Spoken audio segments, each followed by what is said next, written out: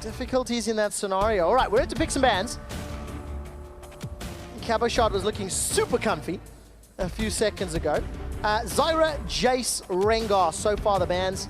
Fairly traditional. Nothing I'm seeing that I'm surprised or shocked by just yet, except that. Well, now Fnatic are challenging convention. This was something we saw earlier on in the day between Splice and Misfits, where you don't necessarily have to ban the OPs, because if you leave multiple strong champions open, you effectively issue a challenge where you say, look, if you pick one, we're going to get another strong champion. We may even get multiple strong champions. And you're also questioning how good is your ability to execute on said champion, because as Deficio said on the desk, just because a champion is S tier only matters if the player can make it an S tier. All right, let's find out. I mean, LeBlanc is still on the table. I do not feel like you want to first pick that champion. Olaf was taken off, so Djoko, you are being called out, son. Olaf, Rengar, and Lee Sin removed from the table. Kha'Zix is still available, has been first picked in the past, but then you're giving over LeBlanc and Camille. Now, Vitality even lost on their last game that they actually brought out the Camille. They were not able to fully utilize it. And by prioritizing the mid lane pressure for GBM, yes, this is a great opportunity for Vitality to snowball that mid laner, but you're also giving sOAZ the ability to pick up the Camille, and now Broxah can go straight onto Ivern. Would you run Camille into LeBlanc? Caps ran Camille when Fnatic played it last week. That is a big question mark, because this is not a matchup that I can honestly say I have ever seen, but there are many positive aspects to it. We can get more into it once we actually jump into game. But it's important to note it could happen. I mean, it could go jungle. No, it won't go jungle, but it could go support. Like, there's a lot of freedom. Remember, Nukeduck, or Jesiz, sorry, there's no reason as to why he couldn't bring it out. I'm thinking like, oh, maybe Nukeduck does play at bottom lane. Just because Gates did it doesn't mean it's a good thing. It won the game. Touche, touche. I mean, who am I to say, right? So anyways, Camille and Ivern locked in for Fnatic. Broxah played that Ivern last week in EUCS, and it is a Malzahar for Nukeduck once again. So going to stick to that comfort pick. I mean, Zyra's off the table. Misfortune is still available if Jesiz wanted to run that into it. Alternatively, there's a few other champions for him to fall back on. I feel that the Shen pick is a good one for Vitality, typically considered strong into the Camille, or at the very least doable, because of how well his the shield that he gets blocks her empowered Q, so you can play around it. The laning phase is fine. And for Fnatic, rounding things out of the Misfortune, as you rightly said, something Jesiz can just fall back onto. But both Camille and Misfortune are potential flexes, and it's something Fnatic have played in multiple roles. It is. So now we see the shenanigans of the next phase. I mean, Graves is removed as well. Kha'Zix is nowhere to be seen yet. Djoko is going to have such a tough time. I mean, he's played a lot of unorthodox junglers. Rumble is still up if he wants to run that in the jungle. Kha'Zix, I'm expecting to be banned. I mean, would you just let it through now? Part of me wants Djoko to go for an Elise. I feel as though that this is... The composition from Fnatic so far is not a composition that will snowball early. It takes time to ramp up, especially a champion like Ivern. And Elise is the type to snowball an early game, especially when you have a champion like LeBlanc. Because maybe you just put a bit of effort into snowballing the mid lane. Maybe you just put push priority onto GBM and you rotate around the map, set up a dive in the top or the bottom, shut down this Camille early on. I think right now, Vitality, they're already backed up against the wall. Why not just show the teeth that you do have? Yeah, having teeth and biting with them are two different things, though. Very true. And all of the potential plans you've described, Vedius, in my opinion, require some coordination that was sorely lacking in Game 1. Remember, Vitality have moved Nukeduck to support. GBM is coming off the bench. Oh my word, 3 flex picks. Gangplank locked in. I feel like that's Gangplank top into Shen, Camille into LeBlanc. And we don't know where that MF is going yet. That's my guess. Oh, now, Fnatic. Don't ever trust my guesses. It's not worth a lot. But we'll see how that works out. I honestly think that you are correct, Mr. Henry. The Gangplank into the Shen makes sense. We saw it in Game 1, so it's had a good performance on it. Camille can work into LeBlanc, mainly because of her passive shield, which mitigates a lot of the damage. You also have a lot of mobility, and remember that on patch 7, which we have this year, LeBlanc actually has a duration on her W before she can jump back. So there's a window of opportunity for the Camille to punish. All right, window of opportunity, and it will be Kha'Zix all the way down to the very last pick on blue side for Vitality after every other jungler was removed from the table. Fnatic have one last pick, support or ADC, and it will be ADC. As Jesiz gives us a sly look at the camera. Now, I really like the Sivir simply because it compensates for the lack of wave clear that Fnatic have. By running a Camille in the mid lane, it gives Vitality good siege potential, a lot of pick potential when grouping up around those towers. So by having the Sivir, it now makes that sieging so much more difficult for Vitality.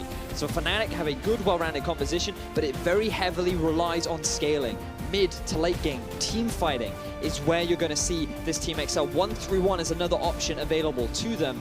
But for the Vitality squad, they very heavily rely on getting this early snowball. You cannot afford to have game one where Gangplank gets a free lane into the Shen. You cannot allow Ivern to outscale the Kha'Zix. You cannot allow the LeBlanc to just fall off come the mid and late game. You have to have a good start. And that's why this early laning phase is going to be very important for Djoko. So it's not the Elise that you were theorizing, but the Kha'Zix could have a similar impact, if not a stronger one. Coordination, ganking, and getting your laners ahead. I mean, that's what we're looking for out of Djoko. That's what we're looking for out of Vitality. And they need to step up in a huge way from game number one. Fnatic, on the other hand, they've got themselves a fun-looking team composition. They really do, and I feel that they're in another advantageous position because look at the pushing lanes. Bottom lane is going to push. You have Sivir MF. Top lane early will struggle, but it's going to push. And Fnatic are in a great way to set up. Well, let's find out, ladies and gentlemen, here in Berlin and on the internet all around the world. Will Fnatic win this series 2-0? Or will Vitality push it all the way to the deciding game 3? Is a first pick LeBlanc for GBM, who was subbed in this week, and I'm definitely going to keep my eyes on this veteran player. Speaking of veteran players, we have to look at the top lane because for those that are unaware, this is in fact sOAZ's 250th competitive game. Woohoo! Yay! Woo! Congratulations, Mr. sOAZ. He has been around for quite a while. His first EU LCS game was on the 9th of February back in 2013, so he has been around for quite a long time. Oh yes, definitely. I feel like a grandfather having watched so many of his games. A worm's eye view often turns into a bird's eye view. Thanks for that, Ivern. A worm's eye view turns into a bird's eye view. That is a great depiction of sOAZ's career. Started off as a little worm, grew into a bird that can oversee everybody on the map. And with a Gangplank. No, I don't know how you transition from a word to a bird. No, you can't. I mean, you get eaten and then you're screwed. But I mean, it's interesting to see, like, Yellow Star had 238 European LCS games. Bjergsen is approaching 300 games, but that includes both EU and NA. And then Double Lift actually stopped at 322 games in the North American LCS. That's a boatload when you think about it. And sOAZ still relevant, still a monster. And thank goodness he's playing a carry, because I so much prefer him on these types of champions. Well, when we last saw him on a carry, one of the issues that Fnatic highlighted was that they didn't know entirely how to play with him on a carry champion. But it looks like that they've rectified a lot of these issues, or at least from what we've seen against Vitality, which you always have to be a little bit hesitant about based on Vitality's performance so far. Nevertheless, the lineup for Fnatic is looking promising, at least from their game one. But now they're playing a very different style. They don't have the Lee Sin for Broxah. They are playing with the Ivern, very much utility-based, very much more towards scaling and playing towards the later stages of the game. Whereas Vitality, they could have to look to punish this early window. We talked a lot about it during Champion Select. Now the question is, can they pull it off? Oh, good damage.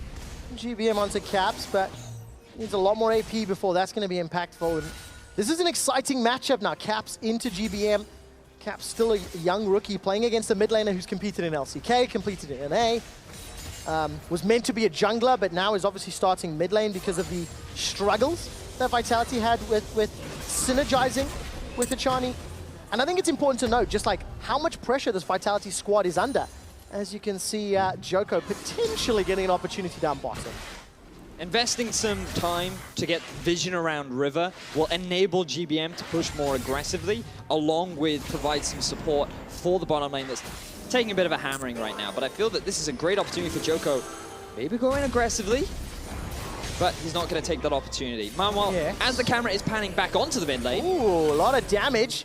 Flash teleport for Caps' Camille, and that passive, giving you the shield of your opponent's primary damage type, did so much work there. But it's also the fact that Caps has a really good understanding of punishing cooldown windows. Because at level 3, GBM will have taken points into all 3 of his skills, but they all have incredibly long cooldowns. And if you have a minion wave that is pushing against you, if you do not manage those abilities properly, that gives a big window of opportunity for Caps to go aggressive. He gets the bonus movement speed, he gets a bit of healing back, he has a lot of crowd control in his kit, he has a lot of gap closes, and he can just take advantage of that window on top of the big magic resistance shields that he gets from his passive. And as you can see in the bottom left-hand corner of your screen, current patch 7.2. This is not 7.3, where every single ability on Camille is nerfed. Still very powerful, very strong. Soon. And yeah, soon, TM. To be hit with a little bit by the nerf hammer, nerf bat. Forget which weapon it is. But regardless, Fnatic have already farmed themselves up a small lead. Advantages for Caps in the mid lane, advantages for Rekkles and Jesiz in the bottom lane. And it already feels like Fnatic are taking charge of the game. I just want to be seeing more from Djoko right now. He's hit level 4. As of yet, we haven't seen him try any ganks bottom lane. One thing that he could do as a jungler is you don't necessarily have to gank, but you come down, you help push out the bottom lane to enable them to go for an early back, get that quicker upgrade, maybe even a second longsword to just reset the lane. But here's the early gank. Well, there we go.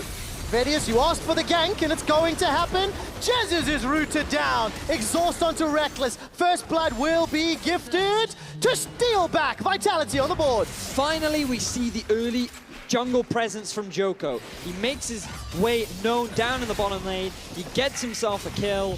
And Vitality, this is the early start that they needed. All right, they need to continue snowballing ahead, because this will just claw back that deficit. Steelback was down a large amount of CS. And if I take a look, that was a teleport back in the top lane for sOAZ. Caps, hook shot. Respect flash coming out from GBM. Caps gets the shield, but the ignite burns through. GBM wins a 1v1. GBM gets the solo kill, punishes the all-in from Caps.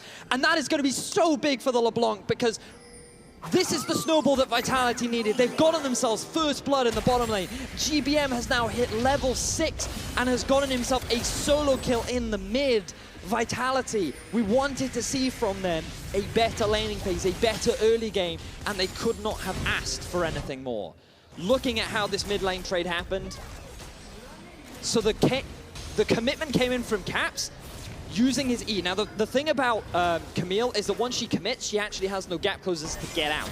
And because GBM goes to that flash, Caps got rooted up into a massive pile of minion waves, which enabled GBM to throw down the Ignite, get the Q combo on top of that. The Thunderlord's procced with his E, and that was more than enough damage to get himself the solo kill. Really good punish from GBM, and honestly, really good respect from not getting stunned up too. Vitality with a couple early kills, keeping themselves relevant in this game. So important that it's GBM and Steelback that secured them. Kills, that is. Now we have to take a look at how Vitality can bounce back. Still only even in gold, despite the kill advantage. Of course, Gangplank's going to be farming up some additional gold. Caps and Rekkles have CS advantages. Correction, had CS advantages as Caps has been evened out. And for Vitality, it's up to them to keep this pressure up now, right? Because scaling is very strong. There's, of course, the ghost of GBM in the mid lane, bottom lane, giving some vision and at least taunting Rekkles and Jesiz. So, for those that may not be aware, LeBlanc's ultimate has 2 active abilities where you can proc it, and if you proc it again, you can actually create a clone of yourself, which you can send all across the map. And if you send it down to the bottom lane, you can make it look like the LeBlanc has come for a roam, and it looks identical to that mid lane LeBlanc. And even if you see the LeBlanc on the minimap, you never quite know. No. So it is super deceptive. It relieves a bit of the pressure from the bottom lane of Vitality. and it's just really good awareness from GBM to just help out his bottom laners and be like, yo guys, here, have this bit of extra pressure. Especially because Steelback and Nukeduck once again struggling. It's the same duo for Vitality with a Jhin and a Malzahar. But they're dealing with all the wave pressure and wave control that Sivir Misfortune has. It's difficult to counter push that and get them away from their tower. What I'd really like to see is another gank from Vitality, because the serrated dirt being picked up is actually a very big spike for Steelback. The all-in power of both the bottom lane and Djoko onto a Misfortune who has no flash would result in a very swift kill and transition into a dragon. Well, Vedius Djoko was sniffing around in the bottom lane, but Broxah was aware of it and came to meet him. Trigger Seed will buy some time. Flash away from Distortion. Caps hook shots over the wall, and Broxah's able to escape. Ethereal Chains locks down Caps, and Tactical Sweep tags up nobody. Broxah gets away with just his flash used. Take a look at the bottom lane. Nukeduck has got the Nether Grasp, locks it down onto Jesiz. Steelback's coming for the damage, exhaust traded back and forth, but the army of Voidlings kills Jesiz. This is the all-in potential that Steelback had picked up with his serrated Dirk and having hit level 6. Nukeduck uses the Nether Grasp to tie it nicely in with the Deadly Flourish, and it looks like the Vitality may very well not be done yet, as we can see Djoko hanging around the bottom lane. Caps is trying to trade backwards. Broxah's going to come in to at least help Djoko. Djoko, taste the fear down. The shield's already shredded. There's no flash for Broxah. Cannon Barrage is buying some time. Vision Denial from the Brushmaker. Tower helping out as a defensive flash from Cabo. Looking mid. Caps, Tactical Sweep. Ignite is burning. Kick him in the head. It again. Not going to be enough. GBM wins again. GBM with the 1 versus 1 once more. Level 9 now to the level 8 of Caps. And while all that has been happening, Vitality get themselves another kill in the bottom lane. Early game going so well. This snowball composition that they've drafted is going to be working like a charm. It really will. It's a 1,000 gold lead for Vitality, and an Infernal Drake is the focus for now. sOAZ is pushing up that top tower, is taking a quick look to see just how much damage it's on, down to about 30%. But a much, much better early game. And this really all started because Rekkles and Jesiz overextended bottom, and GBM just straight up won that 1v1 in mid lane. Here's a replay of the second kill. Oh, so Caps actually misplayed a cool mechanic that you can do with the E on Caps, because just like the flash Shen taunt, you can do a very similar thing with Camille, where if you flash at the right moment, you can actually extend the stun that happens at the very end of your E. He misplays it, GBM is able to dash away, and because Caps has no flash and has no more gap closes, GBM can just play at the edge of his auto attack range, and he has more than enough damage to get himself the kill. Exceptionally well played by GBM. If he can keep this level of performance up, a number of squishy targets could allow Vitality to start to win these team fights, especially with that get out of jail free button of Shen. There's a lot of outplay potential. All right, Broxah snuck his way into the bush down in the bottom lane. Let's take a look at what happens here. Trigger Seed, they need to pop Nukeduck's passive. Hasn't been done just yet, and the ward spots out Broxah. A little uninspiring as far as ganks go. But, you know, this is a scaling jungler. This is somebody you want to impact the later game. So Djoko right now doing a bit of cheeky invading because he does see a window of opportunity, given that Broxah is down in the bottom lane. But looking at Djoko, he's so far had a pretty good early game in terms of his presence. This is more of what we wanted to see from him. And I'm always keeping my eye on that mid lane, because in game 1 it was a little bit slow, but in game 2 it's just been so exciting, given that GBM has been able to get 2 solo kills. Yeah, especially because this is GBM's second game on stage here for Vitality. Replaced Nukeduck in the mid lane, and, you know, Fnatic opted into this matchup. They could have put that Camille in the top lane, opted to go bottom. Taking a look at the mini-map, Djoko is now coming to help up Cabochard. It's a 2-on-1. There's not enough support from Fnatic. sOAZ is getting chunked down. He flashes back into the minion wave. And you can see nearly a facepalm as Fnatic's duo lane is now making their way top. It's that delayed lane swap that we're seeing a little bit more frequently. Super easy for Djoko to just make his way up through the river and get himself the kill. And now Fnatic, they're feeling the pressure from Vitality. They're rotating their bottom lane up to the top. That tower is incredibly low, and they should be able to get it fairly easily.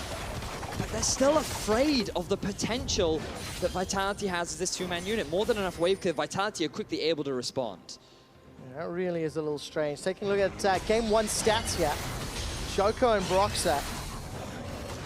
Really big difference. Like, Broxah had significantly lower team jungle proximity, but please keep in mind that the early game was dictated by the laners.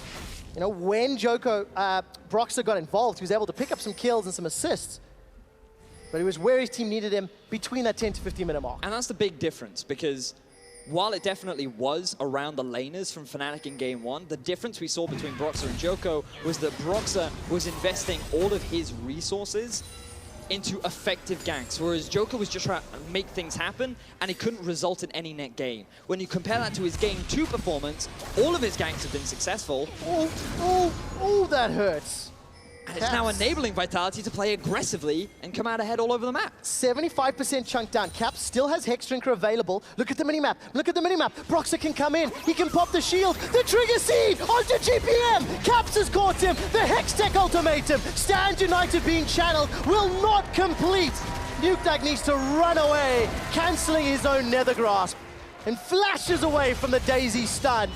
Fnatic get themselves one back. sOAZ is now challenging Cabo.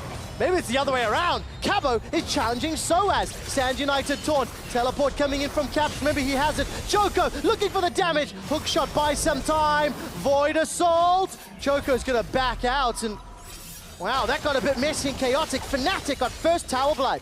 Good restraint from Djoko not to commit hard underneath the turret. He gets the flash and he's happy with that. He can save it for later. But great response from Fnatic to get themselves the kill down onto GBM. They needed to try and shut down this snowball as quickly as they could, and they're able to get a kill down onto GBM. Despite a 5-kill advantage, Vitality and Fnatic are even. The CS obviously balancing out. Caps' deficit is Rekkles' bonus, and we're going to catch a replay of course, Broxah helping out his mid laner. The thing you have to respect is the range from Broxah's seed root thing, because it can catch you completely unaware. It locks you up, it then brings him within range. He's then able to lock you down, synergized with the Gangplank ultimate. There's just too much lockdown onto GBM where his mobility can't help him. Yeah, extremely difficult, especially when you're locked in that baby cage. Hex Tech ultimatum makes life difficult. See damage dealt to champions this game. Dragon's coming up in 45 seconds, and Vedius, the stats team informed me that the Infernal Drake that Vitality picked up was their 5th of the spring split. That's all. We're in week 4. The league average for Dragons secured is 20. So they are really far behind the average, but I'm also being a little fair here. This is a team that's only got 1 series victory, 3 series losses. So obviously, if you are losing many games, you are unable to pick up Dragons. So what we're saying is that Nukeduck being moved to support on GBM in mid is all of a sudden by like 20% improve the team's performance. I mean, you can say that. Obviously, that's skewing stats. That's just a bit of banter. But yes, what we have to regard is the fact that Vitality, this game in particular, have looked very good. But is it enough? Is it enough? The game still feels even. You know, Fnatic have got the tower. Yes, Fnatic have given up kills and been outplayed. Well, we're about to find out now. Djoko, Stand United not available. Look at the burst onto Rekkles. Rekkles actually popped on the hunt and instantly got bursted down from that warrior enchants. Rekkles' eyes at that moment just popped up and they were like, what?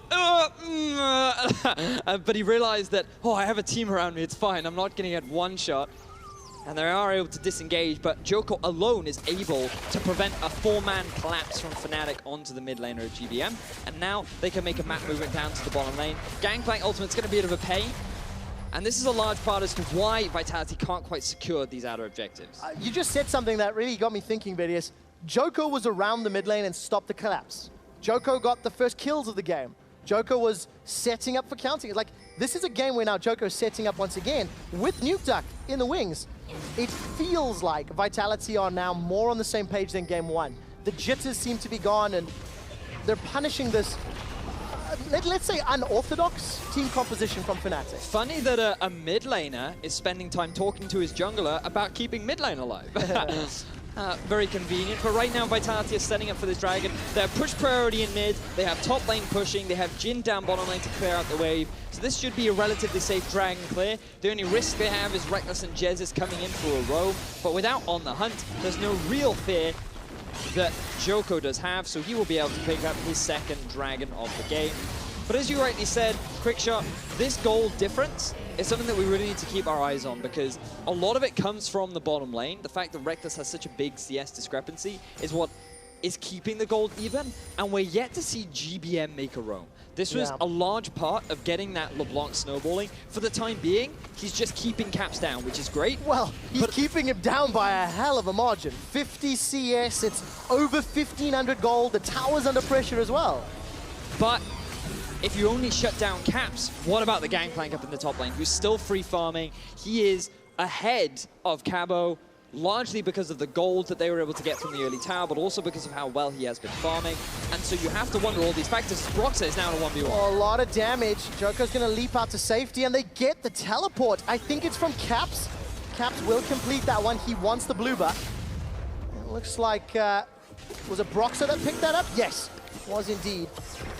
But it's shared, so he should be able to get it too. Yep. Instead, he moves over to mid lane. All right, yeah, so Caps didn't pick it up, teleport blown, and that's at least one more cooldown.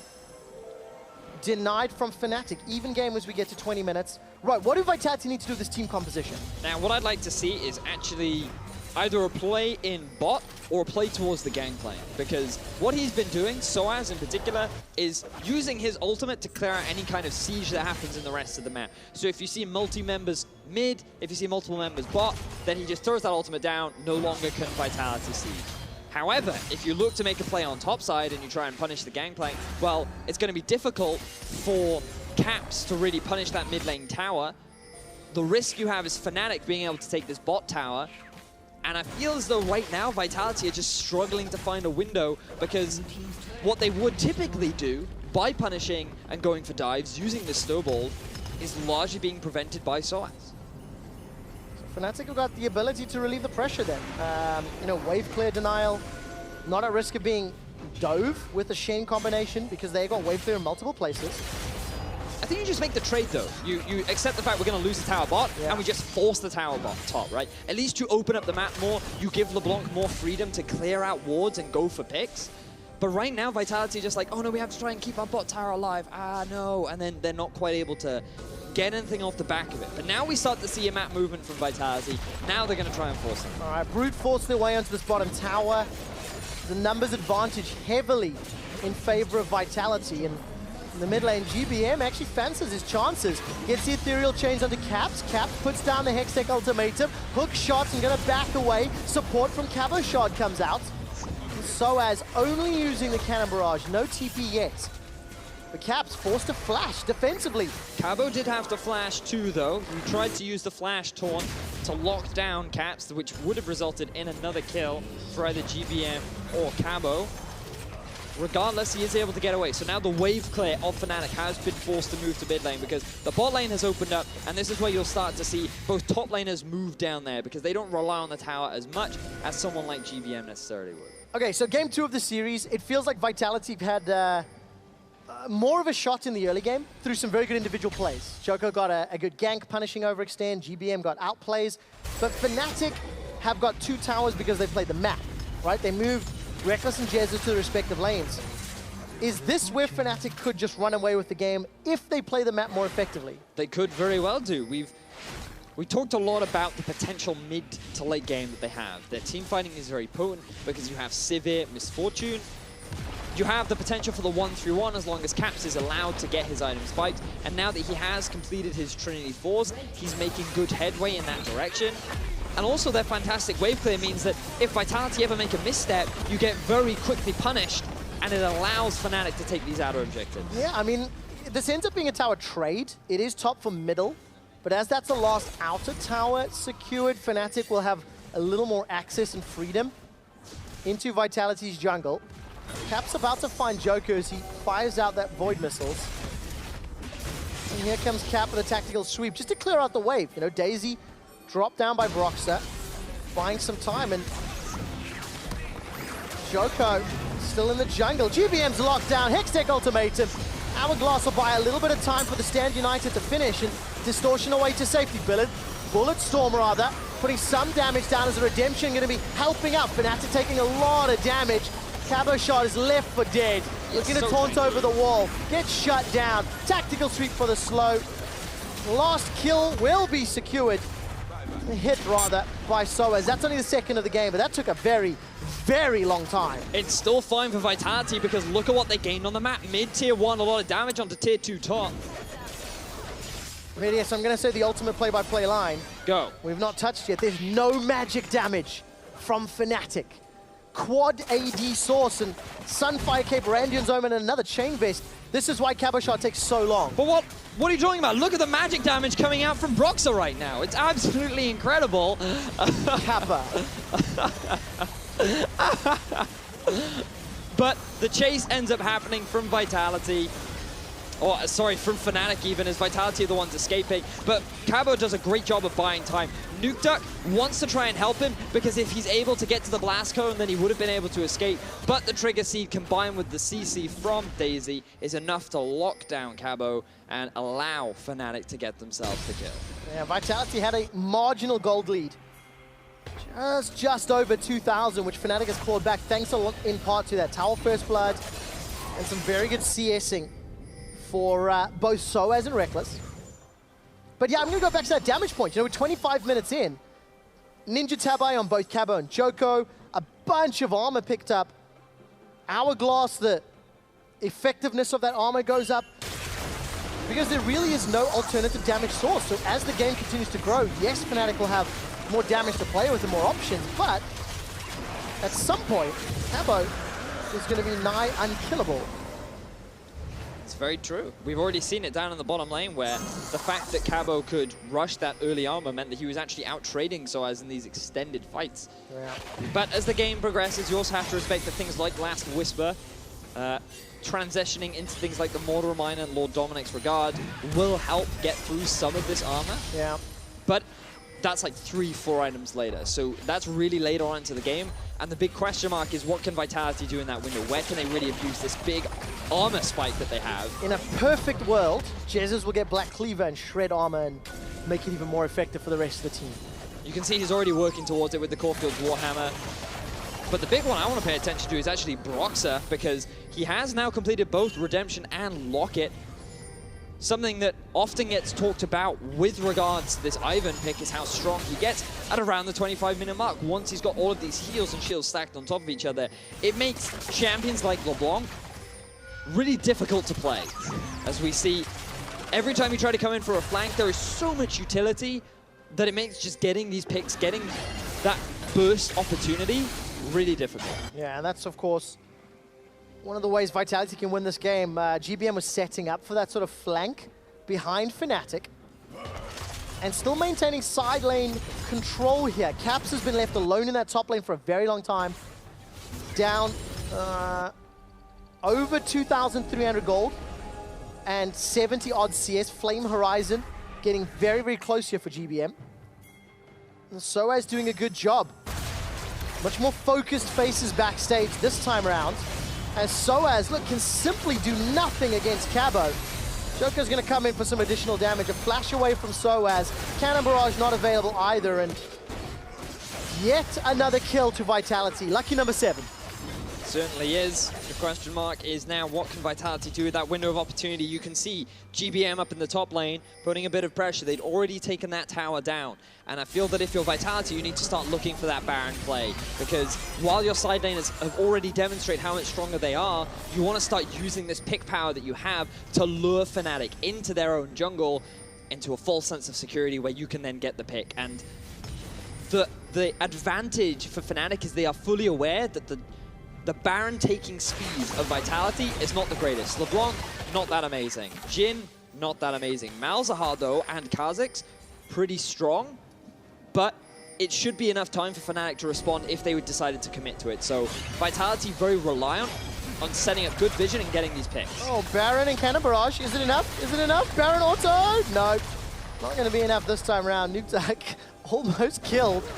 by enlisting the help of Baron Nashor. He's actually very lucky because Baron Nashor has a rotation of abilities that he does use, and if Baron were to choose any other one other than that long-winded one, he could very well have lost his life. But still, he is able to get away from that. sOAZ now, with his ultimate on cooldown, another window of opportunity that Vitality could look to try and abuse, which so far, I feel like that's a question I keep repeating because there are so many windows that are being given by Fnatic, yet they're not setting up properly. Look, it's Fnatic with the vision around Baron. It all stems from the fact that GBM has had some great outplays on Caps. Look at that damage. Void Staff, Morellonomicon, and Hourglass. Not even getting a full combo. GBM's able to chunk down Caps. I know how hard it is to play against GBM. He Goomba stomped me in an April Fool's game. I was playing Malzahar, he was playing Karma. He was pretending to be Jat, he was smurfing. That's a bannable offense. It was April Fool's and I really got embarrassed. You know, I'm carrying that to this day. And now Caps knows how I feel. He got Goomba stomped in lane 2. Do you want a hug, Trevor? Yes, okay, let's hug it out, dude. Sorry for anyone's mic. The man who heard that. That just confirmed the hug. That did confirm the hug, the thud. But he's feeling better now. I am. GBM's feeling pretty good about himself too, though, given that he is a level 16 LeBlanc, and here comes Shen. All right, Stand United might just complete. Stand United, the Shadow Dash taunt. Rekkles is able to escape, and despite a full channel on the bullet time, it's Broxah that's down. Cannon Barrage used as well, so Fnatic lose one, use all their ultimates, except Caps' ultimatum. 5-on-3, GBM looking for some more kills. The ultimatum comes down. How on earth did GBM get out? I think he got knocked out of the ultimate that was targeting him. I'm not entirely sure what happened there. Just missed it off the top of the screen. Vedius, we need to pick the energy up. Vitality are starting Baron. There's no smite available. Fnatic are not in the pit. Down to 2,000 HP. Powder kick too early. Vitality get Baron. Vitality now have firm control over the game. 2,500 gold in the lead puts them in a very promising position. And, I have to say, Vedius, coming into this game, Vitality had 4 dragons and 2 barons. They now have 6 dragons and 3 barons. Statistically, it's a phenomenal performance increase, and it is a good trend, but they need to carry it on for the rest of the series. This is how the fight started. Oh, so we're actually seeing, I don't know how that happened. Normally what happens is you get locked in the ultimate rather than get knocked out of it. Could very well be an interaction between LeBlanc and Camille, nevertheless, as GBM goes in. Yeah, GBM, instant hourglass. Where's the damage? Daisy comes down, teleports, following in for Cabochard. Off the Baron, Vitality are looking to siege. Caps has joined in, as Daisy's able to escape for now. Fnatic now have to defend the siege from Vitality. And it's going to be difficult because Vitality can set up for a 1-3-1. It's already been demonstrated that GBM can easily out-trade Caps, especially when the ultimate doesn't even work. So you can just look to punish that up in the top lane, send your Shen down into the bottom, have your 3-man unit mid, as Fnatic go on to Cabo. All right, trying to put some damage down on him, but again, remember, so much armor. Thornmail picked up, and Fnatic cannot burn through that armor. Redemption dropped down as a small heal for Fnatic. They're 3,000 gold in the hole. Vitality got their 3rd dragon of the game, and now they're playing the Siege game. Stand United's available for Cabo, so if he wants to join either GBM or the rest of the Vitality squad, he can definitely pick up a team fight where they want to. You have to be very careful if you're Vitality, though, because when you are setting up for a 1-3-1, you need to make sure that your 3-man unit is a strong disengage tool. But when you look at Fnatic's ability to engage with On the Hunt, they have to be very aware. They have to play fairly safe and rely on their side laners, who, to be fair, are doing a great job. Yeah, absolutely phenomenal here from Vitality. I mean, look, you got to go all the way back to picks and bans. Fnatic opted into this matchup. You know, they went Camille into LeBlanc, went for that, I'm going to say skill matchup. I don't really know it well enough to say for sure. Picked the GP into the Shen, went all AD. And then, when they're in-game, Vitality simply outplayed Fnatic. GBM's had a great game. Djoko on your screen right now has had much more of an impact. And with Cabo's simplified itemization choices, Vitality take their 6th tower and they're now sieging Fnatic's base. You can see GBM in the bottom lane just wreaking havoc, working towards what I can only imagine will be a death cap. It's going to make the life of Fnatic even more difficult than it already is. Because look, mid lane, you have the pushing unit of Steelback and Nukeduck. In the bottom, you've just got GBM being utterly relentless, and Fnatic have no answers. They have no hard engage tools. And even if they do try to engage, I feel that they're just going to end up falling. I don't have the ability to get through that front line. GBM's taking a fair amount of damage down bottom, and Fnatic inside a bush, waiting to set up a kill. Said that many times over sOAZ's 250-game career. Hell, said it when he was on Origin. Just a style he likes to play. But Fnatic now really, really far behind. It feels like they're going to go back to the drawing board. Fnatic will have the option of side choice in game number 3, and maybe we'll pick a slightly less risky matchup. Maybe. I wonder if it was risky or whether or not it was just the overstep from Fnatic in the bottom lane. Because yes, you definitely did lose the 1v1, and that was just a misplay from Caps. He decided to commit when he didn't necessarily have to, and GBM outplayed him. That's not necessarily a comp thing, that is just you losing the 1v1. And in the bottom, it was a misplay from Rekkles and Jesiz to overstep and allow Djoko to get that first blood. Yeah, so, okay, GBM, good game 2. You know, game 1, the game kind of fell apart around him. It wasn't his fault. Yes. Nukeduck, on the other hand, better in game 2, but Vitality as a team, we're still not seeing sort of map play that's really blowing our minds. You know, it's individual carry performances, but that's where you need to start picking up wins. I think the Memento made a very valid point on the desk, which was that Hachani may very well have been the primary shot caller, the dude that was leading the charge, and now Vitality are still figuring out how they do lead as a team. Who is the vocal player? Who is the one that maybe makes that final decision? But as the series is progressing, it seems to be getting there. They seem to be finding more fluidity, and it's only game 2. It's difficult to say for sure what has clicked, but so far this game, they seem to be clicking more. All right, it's important to note that Baron buff has now worn off, and Vitality are split across the lanes. They haven't opened the base. Despite securing that Baron, it's been enough to secure nearly a 6,000 gold lead, and Vitality's item breakpoints definitely terrifying. You can see damage dealt to champions, and GBM leading the way. Just to backtrack to that point you made, QuickShot, where Vitality are yet to break the base. We have to remember that Rekkles picked this Sivir to compensate for the lack of wave. But imagine if this was someone like an Ashe. They really would have struggled to deal with all of the pressure that Vitality is exerting right now. Well, Ashe is not a champion we've seen picked too many times, and luckily for Fnatic, they have that wave clear. The option to stall is still there, right? Powder kegs, cannon barrage, bullet time if you need it. And it's up to Vitality to really set up like a backline dive or a punish. Use that LeBlanc, Kha'Zix, and Shen to combo down one of these squishies. I feel as though that the next big play for Vitality is just move towards Baron or Elder Dragon. You should really prioritize the Baron simply because of how much more value it has in setting up sieges, which is what they're struggling to do right now because of Rekkles on this Sivir.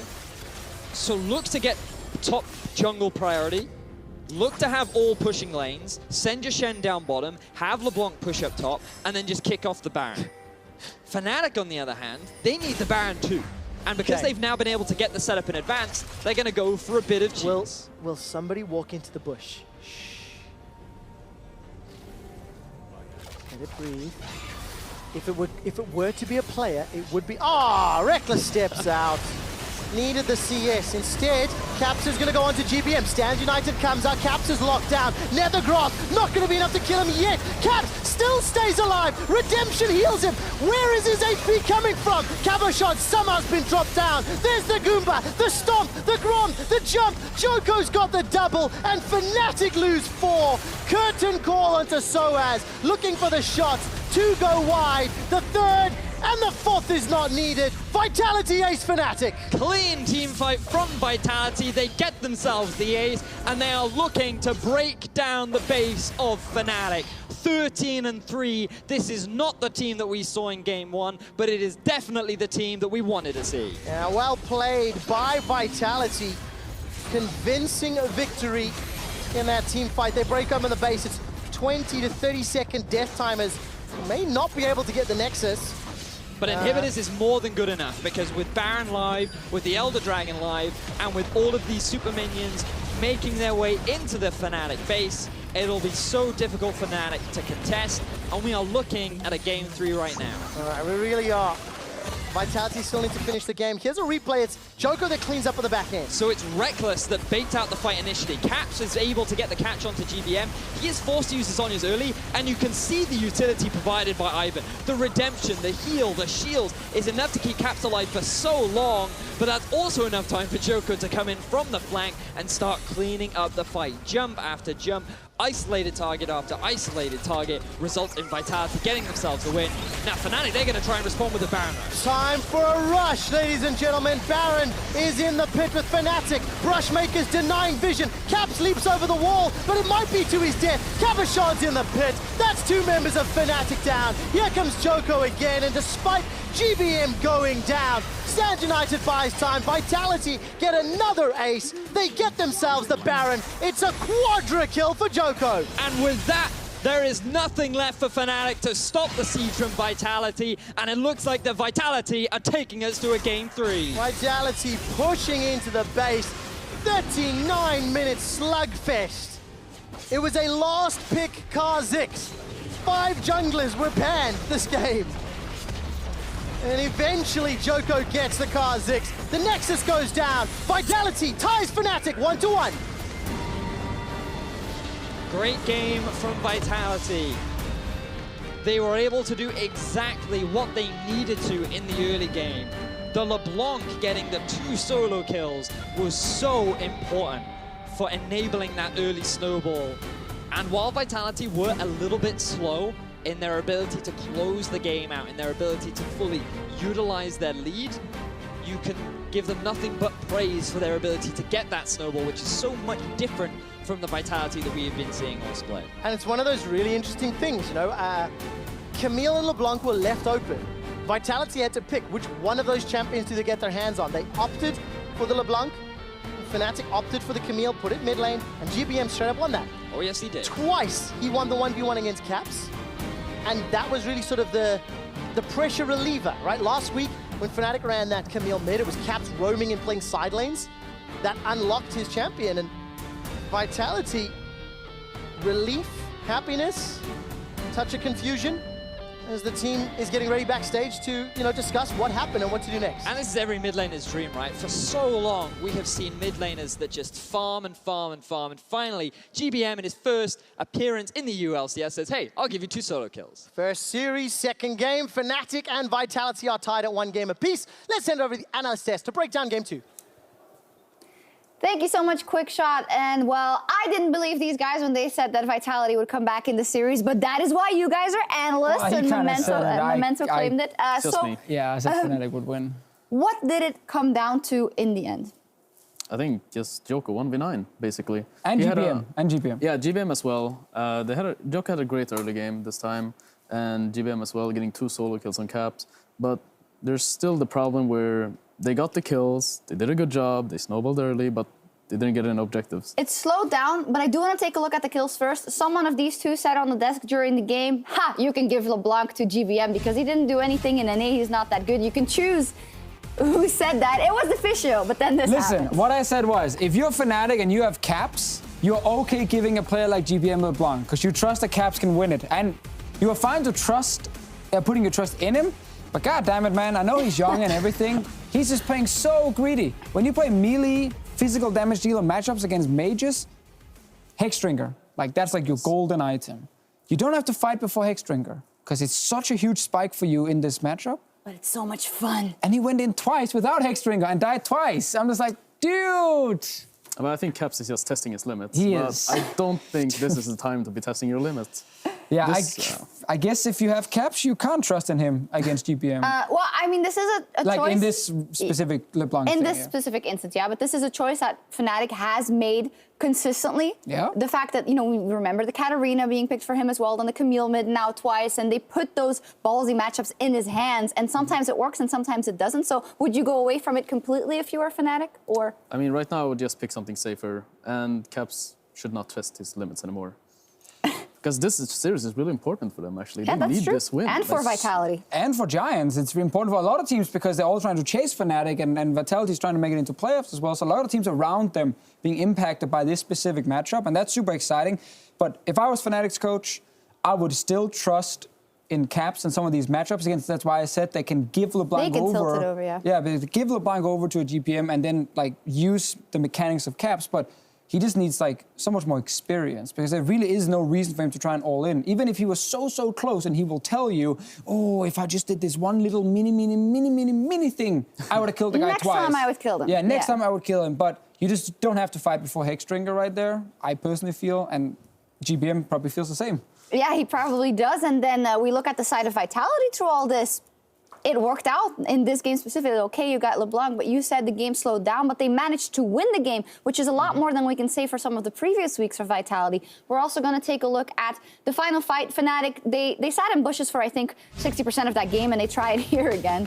So I pick Ivern, by the way, as Fnatic. This fight specifically also shows one of the problems about Camille, is that she's purely single target. And when you have Hourglass and Shen ult, you're gonna survive. But just pay attention to what Djoko is doing. He's doing the right thing that he should be doing with Kha'Zix. Maybe his jumps aren't the best, but still, he did a really good job killing the back line. And he basically kind of carried that fight. Also, Nukeduck ulting immediately on Camille was really good. Yeah. They had so many tools to like shut down Camille in fights, like Malzahar ulti, Shen ulti, Hourglasses, and so much physical damage on the side of Fnatic as well. Made it harder when late game Shen was like full armor, so he was never gonna die in fights like these. And overall, Vitality's like composition just was really good in fights, and because Camille fell behind, even with Rekkles actually getting like early top tower into an early bot tower, that was where we were kind of criticizing Vitality for not really snowballing with this 6-0 lead when they had so many kills, because they were losing tower still. But apart from that, you know, because Camille was so far down, she was a non-factor. Absolutely. Let's take a look at the breakdown of the game. And I want to ask you, Memento, how is it then? Then Djoko, he gets the Kha'Zix back-to-back. One game, he's not very good on it. And then the second game, he completely takes over. What was the main difference? Well, Broxah not only, but also that GBM solo kills mid lane twice. And mid lane pressure is so important in this meta. Like, if you don't have mid lane pressure, you can't do anything. And with the jungler, but I still don't think they utilize it on the mid lane pressure at all. But still, having GBM solo killing Caps twice helped Djoko quite a lot. Letting him like go into the enemy jungle, find Broxah, kill him, and find picks, and actually getting ahead. And I'm really happy to see GPM, who has had like a wacky last year basically, because his last split for energy was obviously terrible, not just because of him, but because the team also fell apart. And then he transitioned into a jungler. So obviously he's not been spending the off-season practicing mid lane. But he then joins Vitality and figures out apparently halfway through this split that he's like, I might have to play mid now. So yeah, we don't know what happened. Yeah, there, exactly. right? Like, we don't know for how long he's been back to playing mid now. Obviously, he has so much experience in the past, and he used to be a really good mid laner. So I'm actually kind of happy to see him return in a game like this. I think his Cassiopeia game, he couldn't do anything. Like, the team just fell apart around him as well. So it's cool to see him back, and Vitality needs him to do really well if they want to win anything. 2 solo kills, and then also the Drake lottery went in their favor as well. Pretty good. But hey, they still played well overall. So call it, guys. I trust in you guys. You were right before. Vitality or Fnatic?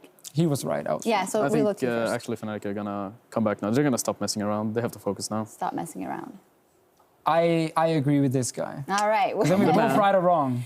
Well, in any case, it is an incredibly important final game of the evening. It is the decider in this best of 3 between Vitality and Fnatic. See you in 3.5.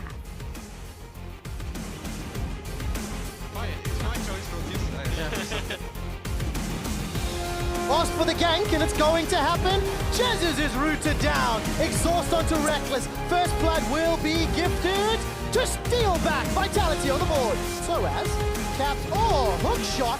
Respect flash coming out from GBM. Caps gets the shield, but the ignite burns through. GBM wins a 1v1. It's a 2-on-1. There's not enough support from Fnatic. sOAZ is getting shut down. He flashes back into the minion wave.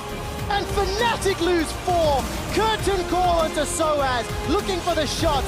2 go wide. The 3rd and the 4th is not needed. Vitality ace Fnatic.